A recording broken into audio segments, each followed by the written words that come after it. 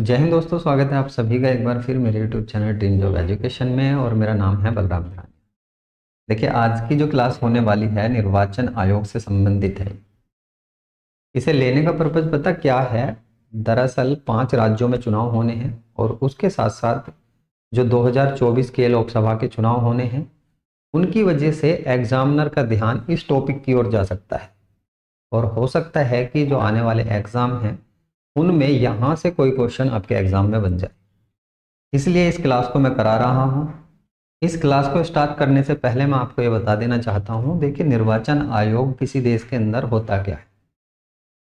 मान लीजिए किसी देश के अंदर लोकतंत्र है, तो लोकतंत्र से जो पद भरे जाते हैं, जनता जिन पदों को चुनती है, उन पदों को चुनने के लिए एक निष्पक्ष प्रक्रिया निभाई जाती है। उस निष्पक्ष प्रक्रिया को निभाने के लिए जो नियम कानून बनाए जाते हैं वो निर्वाचन आयोग के द्वारा बनाए जा सकते हैं। उससे ये होता है कि जो एक सदस्य चुनकर आता है वो बिल्कुल पारदर्शिता से और निष्पक्ष चुनाव के तहत चुनकर आता है। इसी के लिए नियम कानून बनाने वाली जो संस्था होती है उसी को हम निर्वाचन आयोग कहते हैं। इस क्लास को हम स्टार्ट करते हैं। देखिए, निर्वाचन आयोग जो है, इसका गठन किया गया था 25 जनवरी 1950 ईस्वी को। इसीलिए हम 25 जनवरी का जो दिन है उसको वोटर डे के रूप में मनाते हैं। वोटर डे के रूप में मनाया जाता है और इस बार जो हमने मनाया है ये 13वें नंबर का मनाया है। और सबसे पहला जो वोटर डे मनाया गया था वो मनाया गया था 2011 में। तो यदि कभी भी एग्जामिनर आपसे पूछ लेता है कि जो प्रथम यानी कि फर्स्ट जो था वोटर डे वो कब मनाया गया है, तो ये मनाया गया है 2011 में। संविधान के भागों की बात करें तो निर्वाचन आयोग जो है संविधान के भाग 15 में बताया गया है। दरअसल भारतीय संविधान के अंदर 22 भाग हैं और 22 भाग में के जो 15वें नंबर का भाग है वो निर्वाचन आयोग से संबंधित है। उसी तरह अनुच्छेदों की बात करें तो 395 अनुच्छेद हैं, जिसमें से 324 से लेकर 329 तक के जो अनुच्छेद हैं उनमें निर्वाचन आयोग की व्याख्या की गई है। निर्वाचन आयोग की जो पद्धति है यानी कि भारत के अंदर जो निर्वाचन पद्धति है वो हमने ब्रिटेन से ली है। दरअसल हुआ क्या है, भारत के अंदर जो संविधान बनकर आया है उस संविधान को बनाने के लिए हमने अलग अलग देशों के संविधान का देखिए एनालिसिस किया था। और एनालिसिस करने के बाद हमें जो जहां से जितनी चीजें अच्छी लगी हमने वो अपने संविधान में रखी। इसी तरह से निर्वाचन पद्धति जो है हमने ब्रिटेन से ली है। यदि बात करें मौलिक अधिकार की, मौलिक अधिकार हमने यूएसए से लिए हैं। उसी तरह राज्य के नीति निर्देशक तत्व जिनको डीपीएसपी कहा जाता है, डीपीएसपी जो है राज्य के नीति निर्देशक तत्व हमने आयरलैंड से लिए हैं, आयरलैंड से रखे हैं। तो हमारा जो संविधान है वो विभिन्न देशों से निर्मित, विभिन्न देशों के संविधानों से निर्मित संविधान है। इसमें 1935 अधिनियम जो है उसका भी कुछ अंश है। निकाय की बात करें तो ये एक संवैधानिक निकाय है।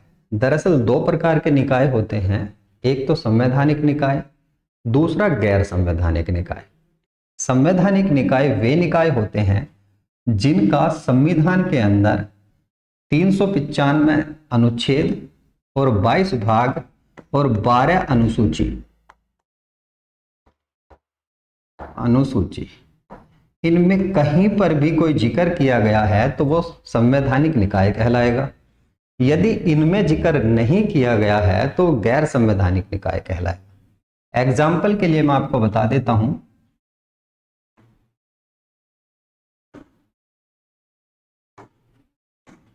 देखिए, एग्जाम्पल के लिए हम देख सकते हैं जैसे नीति आयोग। नीति आयोग का आपको कहीं भी संविधान में जिक्र नहीं मिलेगा। उसी तरह राष्ट्रीय महिला आयोग, राष्ट्रीय महिला आयोग, इसका भी आपको संविधान में कहीं जिक्र नहीं मिलेगा। राष्ट्रीय मानव अधिकार आयोग,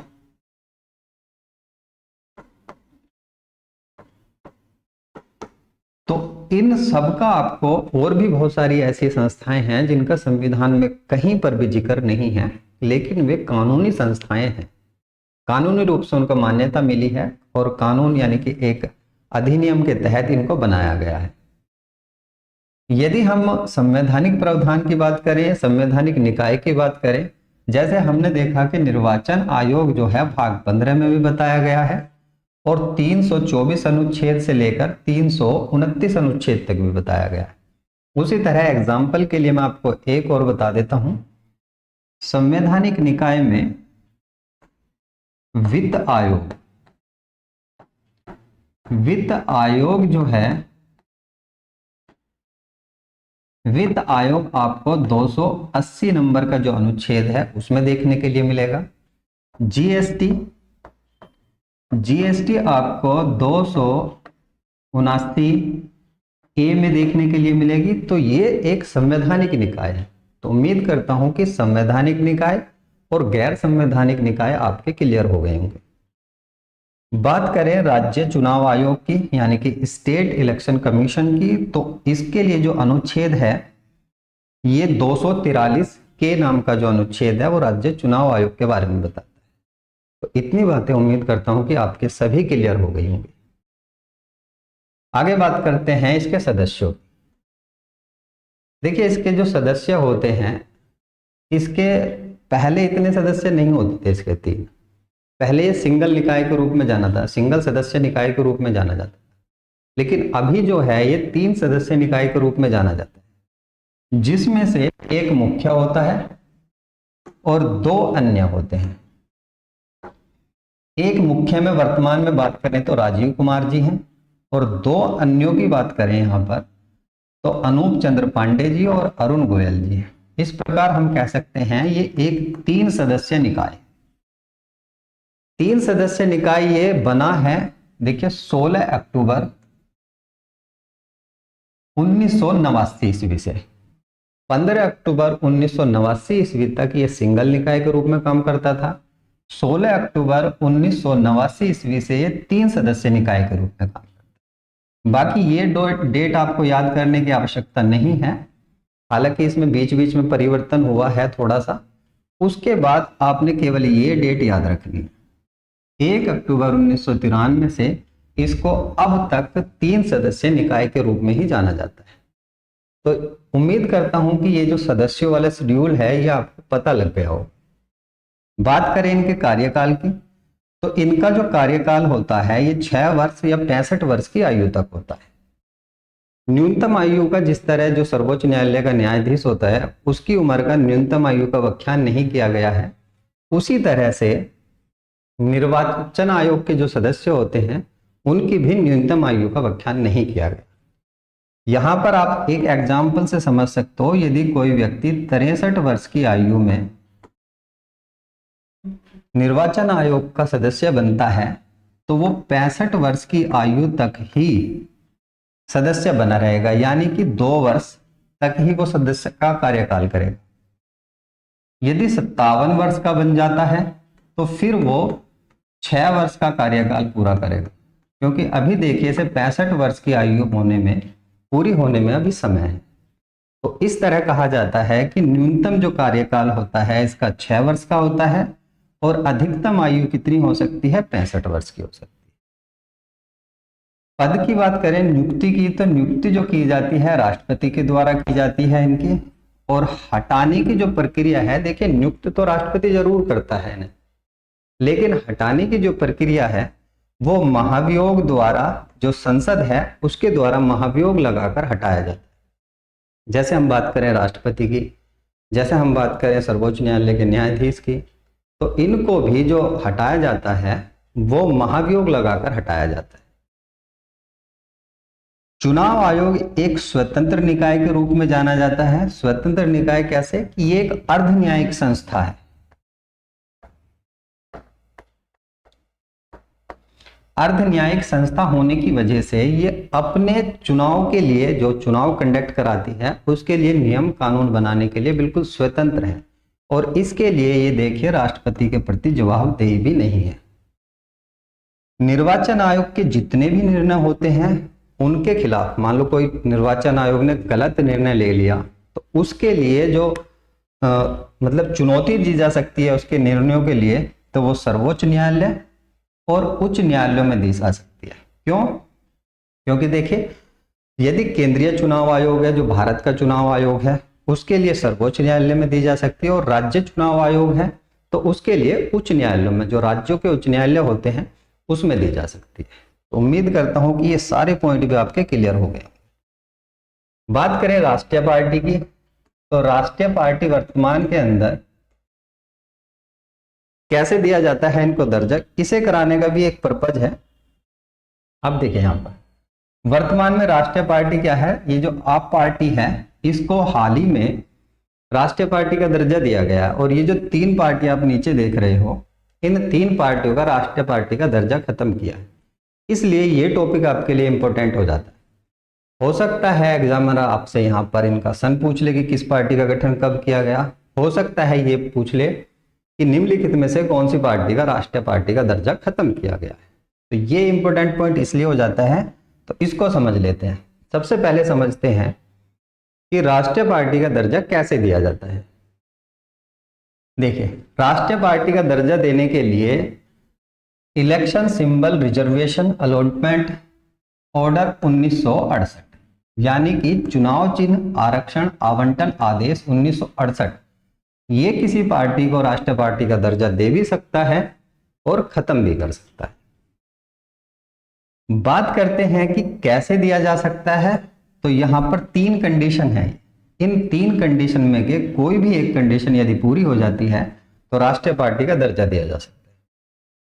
4 राज्यों के अंदर 6% मत हासिल किया हो, किसी भी 4 राज्यों के अंदर चुनाव में 6% मत हासिल किया हो तो वो राष्ट्रीय पार्टी बन जाएगी। दूसरी कंडीशन या तो ये निभाए या ये निभाए, 4 राज्यों में स्टेट पार्टी का दर्जा प्राप्त, 4 राज्यों के अंदर वो स्टेट पार्टी के रूप में जानी जाती हो, यदि ये कंडीशन पूरी कर लेती है तो भी उसे राष्ट्रीय पार्टी का दर्जा दिया जा सकता है। लोकसभा के अंदर देखिए, लोकसभा जो चुनाव होते हैं उसके अंदर 2% सीटें जो तकरीबन 11 बनती हैं। दरअसल भारतीय जो संसद है उसके अंदर जो लोकसभा की सीटें हैं, अभी देखिए इसके अंदर एंग्लो इंडियन की सीटें हटाई गई थी, उसके बाद जो वर्तमान में अधिकतम सीटें हो सकती हैं 550, वैसे ये 552 ही है, लेकिन वर्तमान में 550 सीटें हो सकती हैं, तो इसका 2% बनता है तकरीबन 11 सीटें। पूरे भारत के अंदर 11 सीटें लेकर आई हूं। इसके लिए एक कंडीशन और है कि कम से कम 3 राज्यों में, ऐसा नहीं कि एक ही राज्य के अंदर 11 सीटें लेकर आ गई हो, 3 राज्यों के अंदर, 3 राज्यों में 11 सीटें लाई हो। और लोकसभा के या तो ये कंडीशन पूरी हो या ये कंडीशन पूरी हो, लोकसभा के चुनाव के अंदर ही 4 सीटें पूरे भारत के अंदर किसी भी कहीं भी ले आई हो, कम से कम 3 राज्यों में, उसके साथ साथ 6% मत भी हासिल किया हो तो वो स्टेट पार्टी बन जाएगी। तो इन तीनों में के कोई सी भी कंडीशन यदि पूरी हो जाती है तो उसको स्टेट पार्टी का दर्जा दिया जा सकता है। राज्य स्तर की बात करें कि राज्य स्तर पर कोई चुनाव लड़ रहा है, कोई राज्य स्तर पर चुनाव लड़ना चाहता है और अपनी नई पार्टी बनाई है, तो जरूरी है कि उसे मान्यता देने के लिए राज्य पार्टी की 6% वोट जो है उस राज्य में हासिल करने आवश्यक होते हैं। तो ये सारी चीजें आपकी कवर हो गई होंगी। अब बात करते हैं वर्तमान स्थिति पर। देखिए, भारत के अंदर अभी की बात करें तो 6 राष्ट्रीय पार्टी हैं, इससे पहले 8 राष्ट्रीय पार्टी, एक नई पार्टी जोड़ी गई है और 3 पार्टियों को जो पहले राष्ट्रीय पार्टी हुआ करती थी उनको हटाया गया है। हाल ही में देखिए आपको जोड़ा गया है, इसका गठन आपसे पूछा जा सकता है, 2012 में इसका गठन हुआ था। इनका दर्जा खत्म किया गया है जिसमें सीपीआई कम्युनिस्ट पार्टी है।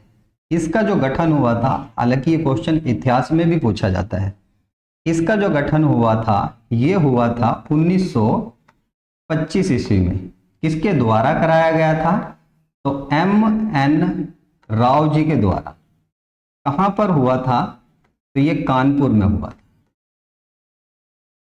तो ये पुरानी पार्टी है, इसलिए इतिहास में क्वेश्चन यहां से बनता है। एनसीपी की बात करें तो शरद पवार जी जो हैं ये कांग्रेस से अलग होकर इन्होंने अपनी पार्टी बनाई थी, राष्ट्रवादी कांग्रेस पार्टी। राष्ट्रवादी कांग्रेस पार्टी बनाई गई थी एनसीपी 1999 में। ये ममता बनर्जी की पार्टी है तृणमूल कांग्रेस। इसका गठन 1998 में। आपने इसका गठन याद रखना है। उसके साथ साथ बीएसपी बहुत बार एग्जामों में पूछी जा चुकी है। इसका गठन हुआ था 14 अप्रैल 1984 ईस्वी। भाजपा भी सत्ता में है और 2024 के चुनाव भी होने हैं, तो इसका गठन भी पूछा जा सकता है। एनपीपी की बात करें तो कर्नाड संगमा जो है मेघालय के अंदर, उनकी ये पार्टी है। इसका गठन 2013 में हुआ था और ये 8वीं पार्टी बनी थी। सीपीएम ये मार्क्सवादी पार्टी है। देखिए दोनों पार्टी, सीपीआई कम्युनिस्ट है, ये मार्क्सवादी है। इसका गठन 1964 में हुआ था और ये केरल के अंदर सक्रिय है। तो ये सारी चीजें आपकी समझ में आ गई होगी। बताया मैंने केवल ये चीज है कि आपने ये याद रखना है, ये याद रखना है और ये इसलिए याद नहीं रखना क्योंकि एक बच्चों वाला क्वेश्चन हो चुका है, इतिहास में पूछा जाता है। जो आधुनिक भारत का इतिहास है वहां पर बनता था कि कांग्रेस का गठन कब किया गया, 1885 ईस्वी में किया गया। आगे बात करते हैं ईवीएम की। देखिए ईवीएम मशीन जो है ये इलेक्ट्रॉनिक वोटिंग मशीन है। इसके अंदर ज्यादा से ज्यादा जो मेंबर हैं वे 64 मेंबर रखे जा सकते हैं। मान लो देखिए यहाँ पर जो पार्टी है 64 पार्टियों के चुनाव चिन्ह यहाँ पर आ सकते हैं और उसके जस्ट लास्ट में जो होगा यहाँ पर नोटा का बटन होगा। नोटा का बटन यानी ये जो मेंबर हैं, यदि इनमें से कोई भी आपको पसंद नहीं है तो आप इन सब को नकार सकते हो कि मुझे इनमें से कोई भी पसंद नहीं है। उसके बाद आप ये बटन दबा सकते हो। तो कोई मेंबर ना पसंद होने पर इसका दबाने की प्रक्रिया रखी गई है और ये रखी गई है 2013 से। 23 दिसंबर 2013 से ईवीएम की जो मशीनें हैं उनके अंदर नोटा का बटन आया है। लेकिन राज्यसभा के जो चुनाव होते हैं, देखिए एक तो लोकसभा होती है, लोकसभा के जितने भी प्रतिनिधि होते हैं वो सब जनता के द्वारा चुने जाते हैं। राज्यसभा के प्रतिनिधि चुनती तो जनता ही है लेकिन अप्रत्यक्ष तरीके से चुनती है। तो इसमें नोटा के बटन का उपयोग नहीं किया जाता। याद रखना नोटा का बटन का उपयोग किन चुनावों में नहीं होता, तो राज्य चुनावों में नहीं होता। राज्यसभा के जो चुनाव होते हैं उनमें नहीं होता। प्रथम बार की बात करें, हालांकि इसे प्रथम बार नहीं कह सकते। प्रथम बार जो इलेक्ट्रॉनिक वोटिंग मशीन जो है इसकी टेस्टिंग की गई थी 1979 ईस्वी में। ये टेस्टिंग थी। लेकिन बात करें कि पहले चुनाव कौन से हुए थे, ये हुए थे 1982 ईस्वी में। एक जगह थी थरूर नामक। थरूर ये केरल के अंदर एक विधानसभा थी, उसमें किया गया था सबसे पहले प्रयोग। ज्यादातर क्वेश्चन यही पूछा जाता है कि सबसे पहले किस जगह पर, थरूर नामक जगह पर केरल में ईवीएम का इस्तेमाल किया गया था।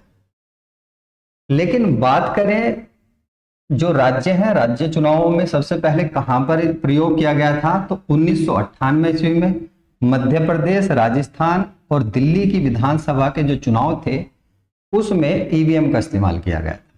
पूर्ण रूप से, इसमें तो कुछ ही भागों में इस्तेमाल किया गया था, लेकिन पूर्ण रूप से यानी कि पूरे राज्य के जो चुनाव हुए थे वो ईवीएम मशीन से हुए थे, ना कि बैलेट पेपर से। तो वो राज्य था गोवा और 1999 में चुनाव कंडक्ट किए गए थे। लोकसभा की बात करें तो लोकसभा में जो लोकसभा के अंदर सबसे पहले ईवीएम का इस्तेमाल किया गया था 2004 में। और लोकसभा थी ये 14वीं लोकसभा के जो चुनाव थे। अभी जो चुनाव होने हैं ये 18वीं लोकसभा के होने हैं 2024 में। इससे पहले जो 19 में चुनाव हुए थे वो 17वीं लोकसभा के हुए थे। तो आपने ये भी याद रखना है कि 2024 में कौन सी लोकसभा के चुनाव होंगे, तो 18वीं लोकसभा के। चलिए तो आगे बात करते हैं। ये सारी चीजें आपकी कवर हो गई होंगी। यदि वीडियो यहाँ तक अच्छी लग रही है, आपको चीजें समझ में आ रही हैं, तो एक बार वीडियो को लाइक कर दें और अपने दोस्तों को जरूर शेयर कर दें जिनका आने वाले समय में एग्जाम है। आगे बात करते हैं। देखिए कुछ करंट अफेयर के पॉइंट हो गए। ये 1 नवंबर तक जितने भी करंट अफेयर के, 1 नवंबर नहीं कह सकता इसको, 5 नवंबर कर लीजिए आज जब मैं वीडियो बना रहा हूँ। तो 5 नवंबर तक जितने भी करंट अफेयर के क्वेश्चन बने हैं वो सब मैंने इसके अंदर इंक्लूड किए हैं जो एग्जाम में पूछे जा सकते हैं। हो सकता है 1-2 क्वेश्चन ऐसा भी बना हो जो मैंने इसके अंदर इंक्लूड नहीं किया, लेकिन ये आपके लिए ठीक क्वेश्चन है जो एग्जाम में पूछे जाने की संभावना है। सबसे पहले बात करते हैं चुनावी लोकतंत्र सूचकांक। इसके अंदर जो भारत की रैंक है 108 नंबर पर है और डेनमार्क जो है यहां पर प्रथम स्थान पर है। डेनमार्क आपका प्रथम स्थान पर मिलेगा। यहां vote from home, vote fest 2023, ये दोनों आपको कर्नाटक के अंदर मिले हैं जब कर्नाटक का चुनाव हुआ था। केवल अवेयरनेस फैलानी थी कि लोग अधिक से अधिक वोट कर सके। उसी तरह माई वोट माई वैलेंटाइन, कर्नाटक के साथ ही मेघालय में चुनाव हुए थे। मिशन 99, ताकि लोग बागों का जो वोटिंग परसेंट है वो बढ़ सके, जो लोग हैं वो वोटिंग करने ज्यादा से ज्यादा जाएं, यानी तकरीबन 9 to 9 हो जाए, 90% तो हो ही जाए। अभी देखिए 60-65% ही चुनाव होता है, जो लोग हैं वो वोट डालने जाते हैं। तो त्रिपुरा ने चलाया था मिशन 9 to 9 कि ज्यादा से ज्यादा वोटिंग हो सके। वोटर डे मैंने आपको बता ही दिया, पहला मनाया गया था 2011 में। विषय की बात करें, इंपॉर्टेंट है आपके लिए विषय जो है, देखिए nothing like voting, I vote for sure. ये इस बार की थीम रखी गई है, काफी इंपॉर्टेंट थीम है, एग्जामों के लिए हो सकती है बन जाए। चुनाव ब्रांड एम्बेसडर की बात करें, देखिए चुनाव ब्रांड एम्बेसडर अभी हाल ही में 2024 के लिए जो चुनाव होंगे सचिन तेंदुलकर जी बनाए गए हैं, और ये जो 5 राज्यों के अंदर चुनाव होंगे उसके लिए राजकुमार राव जी को ब्रांड एम्बेसडर बनाया गया। तेलंगाना, राजस्थान, मध्य प्रदेश, छत्तीसगढ़ और मिजोरम, पांचों के पांचों राज्य आपके लिए इंपॉर्टेंट हैं। इंपॉर्टेंट इसलिए हैं क्योंकि एग्जामिनर यहां से क्वेश्चन बनाता है कि हाल ही में जो चुनाव हुए हैं निम्नलिखित में से किस राज्य में हुए हैं, किस राज्य में नहीं हुए हैं। उसके बाद आगे बात करें तो देखिए आगे जो है शिक्षा मंत्रालय के साथ हाल ही में जो चुनाव आयोग है ECI, election commission of India, इसने स्कूलों में मतदान जागरूकता फैलाने के लिए जो नए बच्चे मतदान के लिए जागरूक हों और भविष्य में मतदान करें, जागरूकता फैलाने के लिए शिक्षा मंत्रालय के साथ समझौता किया है। गरुड़ ऐप और सी विजिल ऐप की बात करें तो ये शिकायत दर्ज कराने के लिए ऐप है। मान लो कहीं पर चुनाव हो रहा है और बूथ कैप्चरिंग हो जाती है, कोई गलत तरीके से चुनाव को कंडक्ट कराता है, कोई दबंग लोग होते हैं वो चुनाव कंडक्ट कराते हैं, वोट नहीं डालने देते, तो आप शिकायत कर सकते हो गरुड़ ऐप और सी विजिल ऐप पर। इंपॉर्टेंट पॉइंटों की बात करें तो देखिए इंपॉर्टेंट पॉइंट यहाँ पर सुकुमार सेन जी जो हैं प्रथम चुनाव आयुक्त, मुख्य चुनाव आयुक्त के रूप में जाने जाते हैं। लेकिन आजकल एग्जामिनर जो हैं थोड़े से स्मार्ट हो गए हैं, इसलिए वो पहले नहीं पूछते, सेकंड पूछते हैं। तो सेकंड आपने याद रखने हैं, सेकंड है वी सुंदरम। वी सुंदरम जो है पहले मतलब सेकंड नंबर के मुख्य चुनाव आयुक्त। प्रथम मुख्य चुनाव आयुक्त महिला के रूप में जो जानी जाती हैं ये रामा देवी जी जानी जाती हैं। हालांकि ये कार्यवाहक थी लेकिन फिर भी इन्हीं का नाम आता है मुख्य चुनाव आयुक्त के रूप में, पहली महिला। परिसीमन आयोग की बात करें तो पहला जो परिसीमन आयोग 1952 में लगा था। इसका काम क्या होता है, जो चुनाव है उनसे पहले सीटों के बारे में बताता है। सीट कैसी कि कितनी सीट होंगी, जैसे अभी अधिकतम सीटों की बात करें तो अभी अधिकतम सीट जो है 550 हैं, 552 के रूप में जानी जाती हैं। वैसे अभी भी आपको साइट पे जाओगे लोकसभा की तो वहां पे 552 ही मिलेंगे। तो 1992 में पहला परिसीमन आयोग, दूसरा 1962 ईस्वी में लगा था, तीसरा 1972 ईस्वी में लगा था, और जो चौथा परिसीमन आयोग लगा था 2002 में लगा था। और इसमें यह कहा गया था कि 2026 तक जो है 2026 तक 2026 तक लोकसभा की जितनी भी सीटें हैं और राज्यसभा की जितनी भी सीटें हैं उनमें कोई परिवर्तन नहीं होगा 2026 तक। तो अगला जो परिसीमन आयोग लगना है वो 2026 में लगना है। 61वां कॉन्स्टिट्यूशन अमेंडमेंट की बात करें यानी कि 61वां संविधान संशोधन की बात करें तो ये हुआ था 1989 ईस्वी में। इससे पहले जो वोट डालने की मूल संविधान के अंदर उम्र रखी गई थी वो थी 21 वर्ष, लेकिन फिर इसको इस संविधान संशोधन के तहत 18 वर्ष कर दी गई और अभी ये 18 वर्ष है। इसकी जो सिफारिश की थी ये तारकुंडे समिति ने करी थी। आपसे सीधा सीधा पूछा जाता है कि 21 से 18 वर्ष उम्र करने के लिए किस समिति का गठन किया गया था, तो ये किया गया था तारकुंडे समिति का 1974 ईस्वी में। दिनेश गोस्वामी जो समिति है ये चुनाव सुधारों से संबंधित है और इंद्रजीत समिति का संबंध चुनाव खर्च से है कि एक पार्टी जो है अपने ही चुनाव में प्रचार करने के लिए अपनी पार्टी का कितने पैसे खर्च कर सकती है, चुनाव खर्च से संबंधित है। ये पूरे भारत के अंदर यानी कि ऑल इंडिया के अंदर, ऑल इंडिया में ऐसा कहा गया है कि 1/6 मत यदि कोई व्यक्ति प्राप्त नहीं करता तो जो वो जमानत राशि जो है जमा कराता है वो जमानत राशि उसकी जब्त कर ली जाएगी। एग्जाम्पल के लिए मैं आपको बता देता हूं, राष्ट्रपति जो है, राष्ट्रपति जमानत की राशि 15,000 रुपए जमा कराता है। यदि वो 1/6 मत हासिल नहीं करता तो ये जमानत राशि इसकी जब्त हो जाएगी। मतदाता पहचान पत्र, इससे पहले देखिए मतदाता पहचान पत्र कि कौन वोट डालने जा रहा है कौन नहीं जा रहा, ये जो स्टार्टिंग होती है 1981 से होती है और उस टाइम पे जो चुनाव आयोग थे ये थे शंखधर जी थे। चलिए तो आगे बात करते हैं कुछ अन्य तथ्यों की। सबसे पहले जो आचार संहिता लगी थी, आचार संहिता देखिए चुनावों से पहले लगाई जाती है। जो वर्तमान सत्ता में जो पार्टी होती है वो कुछ ऐसे कार्य ना कर दे जिनकी वजह से जो जनता है उसको लुभा सके, तो इसलिए चुनाव आयोग द्वारा आचार संहिता लगाई जाती है। सबसे पहले जो 1960 में इसका गठन किया गया था आचार संहिता अधिनियम का, और 5वीं लोकसभा में 1971 में इसको लगाया गया था। 2014 के अंदर सैंपियन जनजातियों ने पहली बार, सैंपियन जनजाति पाई कहाँ जाती है तो ये पाई जाती है अंडमान निकोबार द्वीप पर। अंडमान निकोबार द्वीप पर सैंपियन जनजाति ने पहली बार चुनाव में भाग लिया था। लोक प्रतिनिधि अधिनियम, इसका क्या मतलब है? दरअसल इसका मतलब ये है, इस अधिनियम के तहत ये कहा गया था कि एक व्यक्ति, अभी तो देखिए पहले तो 3 से ज्यादा सीटों पर चुनाव लड़ सकता था, लेकिन अभी जो है इसके अंदर संशोधन करके ये रखा गया है कि एक व्यक्ति ज्यादा से ज्यादा 2 सीटों पर चुनाव लड़ सकता है। तो इसको भी आप नोट कर लीजिए, 2 सीटों पर चुनाव। तो स्वतंत्रता दी गई है कि वो 2 सीटों पर चुनाव लड़ सकता है। यदि एक सीट जीत लेता है कहीं से या दोनों सीट भी जीत लेता है तो उसे एक सीट त्यागनी पड़ेगी। देखिए चुनाव आयोग को जो है सूचना के अधिकार से बाहर रखा गया है। सूचना का अधिकार यानी कि आरटीआई, सॉरी आरटीआई जो है इसके बारे में मैं यहां बता देता हूं।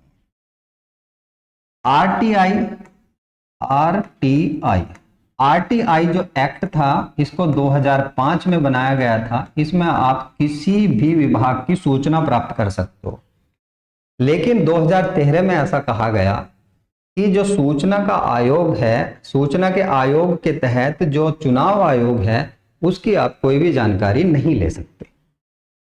अनिवार्य मतदान की बात करें तो 33 ऐसे देश हैं जिन्होंने ये कहा है कि एक व्यक्ति को मतदान करना आवश्यक है, यदि वो मतदान नहीं करता है तो उस पर कानूनी कार्रवाई की जा सकती है।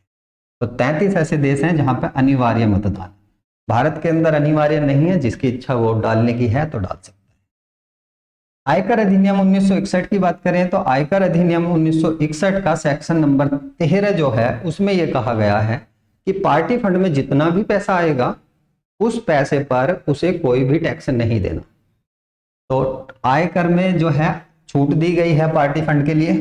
अप्रवासी जो भारतीय हैं वे भारतीय जो अब विदेशों में जाकर रहने लगे हैं और वोट डालना चाहते हैं, तो उनके लिए 2010 में ऐसा कहा गया था कि वो भी वोट डाल सकते हैं। महिलाओं की स्थिति की बात करें तो 1893 ईस्वी में न्यूजीलैंड पहला देश बना था जिसने महिलाओं को वोट का अधिकार दिया था। वहीं भारत के अंदर जो वोट का अधिकार है 1919 अधिनियम के तहत महिलाओं को दिया गया था, लेकिन पहली बार जो भारत में महिलाओं ने वोट किया था 1928 ईस्वी में किया था।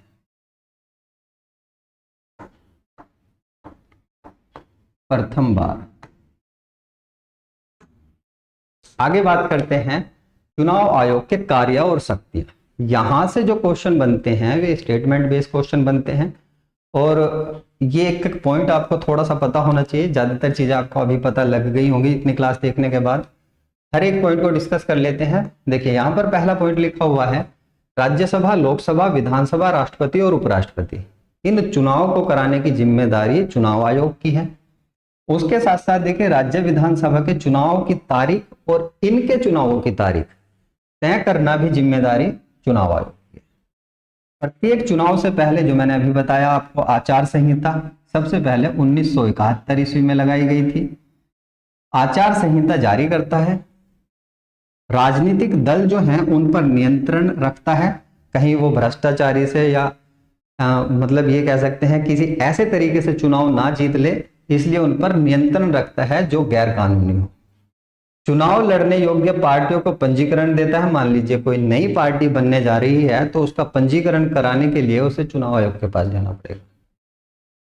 यह भारतीय राजनीतिक दलों को, जो राजनीतिक दल होते हैं उनका जो प्रचार खर्च होता है उसकी सीमा तय करता है कि अधिक से अधिक 50 लाख खर्च कर सकते हैं, 10 लाख खर्च कर सकते हैं।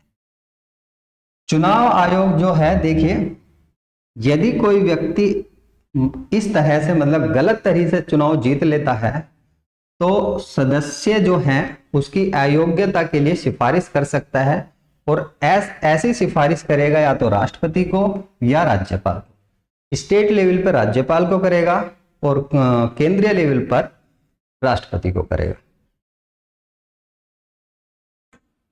आगे बात करते हैं देखिए राज्य निर्वाचन आयोग। अभी तक तो हमने पढ़ा केंद्रीय चुनाव आयोग, अब पढ़ेंगे राज्य निर्वाचन आयोग या चुनाव आयोग। 73वां संविधान और 74वां संविधान देखिए 1992 और 93 में जो हुए थे, 1992 और 93, इन संविधान संशोधन के तहत 243 के तहत पंचायती राज व्यवस्थाएं और 243 जेड ए के तहत शहरी स्थानीय स्वशासन, जिसमें नगर पालिका नगर निगम जो आ जाते हैं उनके लिए जो निर्वाचन आयोग के गठन का प्रावधान किया गया। इसकी जो संरचना है, जैसे मैंने अभी बताया था, संरचना जो है इसकी, जो केंद्रीय चुनाव आयोग है उसमें तो एक मुख्य और 2 अन्य होते हैं, लेकिन यहां पर बहु सदस्य ना बनाकर इसको एकल सदस्य बनाया गया है, यानी कि एक ही होगा यहां पर। इसकी जो नियुक्ति की जाती है वो राज्यपाल के द्वारा की जाती है। जैसे केंद्रीय चुनाव आयोग की नियुक्ति राष्ट्रपति के द्वारा की जाती है, उसी तरह इसकी जो नियुक्ति की जाती है वो राज्यपाल के द्वारा की जाती है। और देखिए बात करें इसकी उम्र की राज्य चुनाव आयोग की, तो ये अलग अलग राज्यों में अलग अलग है। तो आपको मैं एग्जाम्पल के रूप में यूपी का बता सकता हूं। यूपी की बात करें तो 1994 ईस्वी में इसकी जो आयु जो ये रखा गया था कार्यकाल रखा गया था इसका 7 वर्ष का, 7 और 68 वर्ष की आयु का रखा गया था। अभी देखिए इसको ये कहा जा रहा है कि इसका जो कार्यकाल है वो 6 वर्ष और 70 वर्ष करने के लिए कहा जा रहा है उत्तर प्रदेश का। तो इस तरह से अलग अलग राज्यों में राज्य निर्वाचन आयोग जो है उसका अलग अलग कार्यकाल है। तो आप अपने राज्य के हिसाब से इसको देख सकते हैं। राज्य निर्वाचन आयोग को पद से हटाने की सेम ऐसी ही प्रक्रिया जैसे केंद्र का जो निर्वाचन आयोग है उसको हटाने की है, सेम ऐसी ही प्रक्रिया जो राज्य का निर्वाचन आयोग होता है उसको हटाने की है। देखिए इसको हटाने के लिए जो उच्च न्यायालय है, जैसे उच्च न्यायालय का जो मुख्य न्यायाधीश होता है उसको हटाया जाता है, सेम प्रक्रिया से जो राज्य के अंदर विधान सभा होती है, विधानमंडल होती है, उसके द्वारा हटाया जा सकता है। इसके जो कार्य होते हैं, जो पंचायत और नगर पालिका और नगर निगम के चुनाव के लिए मतदाता सूची तैयार करता है, और इन्हीं चुनावों के लिए देखिए निर्वाचन कराने की भी जिम्मेदारी इसी की है। तो कई बार पूछा जाता है कि ग्राम पंचायत का जो निर्वाचन कराने की जिम्मेदारी है वो किसके ऊपर है, तो राज्य निर्वाचन आयोग। आगे बात करते हैं इसके संवैधानिक प्रावधान की। देखिए प्रावधान है क्या, हमने पूरा का पूरा जो निर्वाचन आयोग है उसको पढ़ा, और अब देखते हैं कि वो जो 324 से लेकर 329 तक के जो अनुच्छेद थे, इन अनुच्छेदों में कौन कौन से अनुच्छेद आपके लिए इंपॉर्टेंट हैं, और उसके साथ साथ जो 2 अनुच्छेद और हैं, मतलब भाग 15 से रिलेटेड नहीं है, उनको भी हम देखेंगे। तो यहां की बात करें, यहां पर देखिए ये है आपका अनुच्छेद 103। इसमें ऐसा कहा गया है कि जो राष्ट्रपति है वो सदस्यों की अयोग्यता के संबंध में जो निर्वाचन आयोग है उससे परामर्श ले सकता है। मान लो कोई सदस्य गलत तरह से चुनाव को जीत जाता है और उसको अयोग्य घोषित करना है, तो वो निर्वाचन आयोग से सलाह ले सकता है। उसी तरह सेम 152 में ये कहा गया, 192 में ये कहा गया है कि राज्य विधानमंडल का यदि कोई सदस्य है वो अयोग्य घोषित करना है, तो राज्यपाल जो है राज्य चुनाव आयोग से परामर्श ले सकता है। तो इस तरह से ये 2 अनुच्छेद आपके लिए इंपॉर्टेंट हो जाते हैं। आगे बात करें इसके अंदर, तो आप सीधे सीधे याद ही रखना है कि 324 में क्या कहा गया है, निर्देश और इसके जो नियंत्रण के बारे में बताया गया है चुनाव आयोग के, भारतीय चुनाव आयोग जो है, तो उसके बारे में सीधा सीधा बताया गया है 324 में। उसके बाद ये इंपॉर्टेंट हो जाता है, देखिए मैंने सारे तो यहां नोट नहीं किए, लेकिन कुछ इंपॉर्टेंट मैं आपको बता देता हूं। 325 की बात करें तो धर्म, जाति और लिंग के आधार पर निर्वाचन आयोग कोई भी ऐसी सूची तैयार नहीं करेगा जो धर्म के आधार पर हो या जेंडर के आधार पर हो या जाति के आधार पर, तो इस पर प्रतिबंध लगाया गया है। उसके साथ साथ यदि कोई धर्म, जाति और लिंग के आधार पर निर्वाचन सूची का चुनाव लड़ता भी है और उसको जीत भी जाता है, तो उसको अयोग्य ठहराने का प्रावधान भी इस अनुच्छेद में किया गया है 325 में। देखिए भारत के अंदर जो चुनाव है, जो एक मतदान होता है, मतदान जो है एक कानूनी अधिकार है, कानूनी अधिकार, ये मौलिक अधिकार की श्रेणी में नहीं रखा गया कि एक व्यक्ति को वोट डालने का अधिकार है, यदि उसे कोई वंचित करता है तो वो उसके खिलाफ एफआईआर करा सकता है, कानूनी कार्रवाई कर सकता है। 326 की बात करें तो देखिए इसमें कहा गया है 326 में लोकसभा और राज्य विधानसभा के चुनाव वयस्क मताधिकार से होंगे, और उसके लिए मैंने बताया था आपको पहले 21 वर्ष थी और अब 18 वर्ष कर दी गई। अब जो उम्र है वो 18 वर्ष है, तो वयस्क मताधिकार कितना होगा, 18 वर्ष होगा। अनुच्छेद 27 छोड़ दीजिए, इसको स्किप कर सकते हो। बाकी ये आपके लिए वेरी वेरी इंपॉर्टेंट है। इसमें ये कहा गया है कि यदि चुनावी जो मामले होते हैं उनके खिलाफ जो है अदालत हस्तक्षेप पर रोक लगाई गई है। जो चुनाव आयोग कोई नियम कानून बनाएगा तो उसके लिए जो अदालतें होती हैं उन पर रोक लगाई गई है कि वो उसमें इंटरफेयर नहीं करेगा। तो ये कुछ अनुच्छेद थे और पूरी क्लास हमने ये देखी, तो उम्मीद करता हूं कि ये क्लास आपकी समझ में आई होगी। उसके बाद ये क्वेश्चन आपको होमवर्क में है, कमेंट बॉक्स में इसका आंसर जरूर करिए, और चैनल पर नए हैं तो भाई चैनल को एक बार सब्सक्राइब जरूर करें। बहुत मेहनत करके मैंने ये डाटा बनाया है, और पसंद आया हो तो ज़रूर मेरे चैनल को सब्सक्राइब करें, लाइक करना ना भूलें, और अपने दोस्तों को भी शेयर कर दें। यदि कोई दोस्त आपका तैयारी कर रहा है तो उसे ज़रूर ये क्लास बता दें, क्योंकि देखें यहाँ से चांसेस ज़्यादा हैं, चुनाव कंडक्ट हो रहे हैं, 2024 के चुनाव भी होने हैं, तो इस वजह से एग्जामिनर का ध्यान यहाँ जा सकता है। कमेंट छोड़ के ज़रूर जाएं कि ऐसा कोई पॉइंट या तो गलती से मेरी मुंह से निकल गया हो, जुबान से निकल गया हो, जो मतलब कि सही ना हो इस टॉपिक के लिए, या कोई ऐसी चीज़ें मैंने गलत लिख दी हों और गलत पढ़ाई हो, या आपको कोई कन्फ्यूजन हो, तो कमेंट जरूर करें। मिलता हूँ नेक्स्ट